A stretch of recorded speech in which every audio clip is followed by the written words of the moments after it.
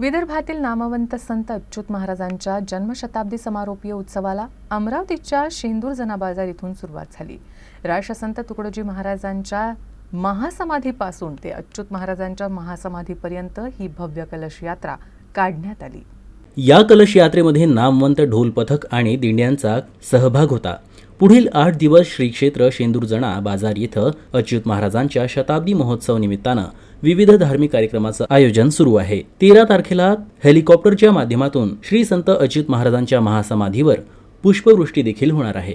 वंदन गुरुमाऊली श्री संत अच्युत महाराज या सद्गुरूंना सद्गुरू म्हणूनच ओळखलं जात नाही, तर विदर्भाचे ज्ञानेश्वर आणि महाराष्ट्राचे आधुनिक व्यासमुनी म्हणून वंदनीय राष्ट्रसंत तुकडोजी महाराजांच्या सामाजिक आणि आध्यात्मिक कार्याचं अमृतफळ या विदर्भाच्या मातीला कोणाच्या रूपाने लाभलं असेल तर त्याचं नाव श्री संत अच्युत महाराज आहे।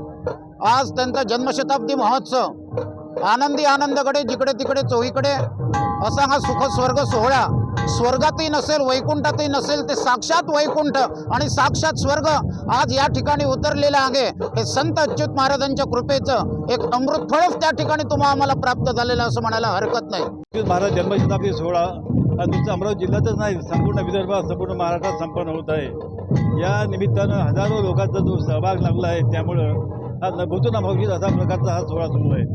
आज 7 दिवसाचा हा कार्यक्रम असताना पूर्ण विदर्भातील लोक आज आलेले आहे।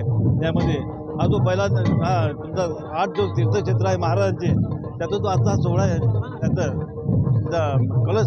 कलश दिंडीचा अभूतपूर्व सुरू आहे। याला संपूर्ण लोकांचा सहभाग आहे, आर्थिक सहभाग, सामाजिक सहभाग आणि सर्व प्रकारच्या आनंदामुळे असा आनंद सोहळा होत आहे।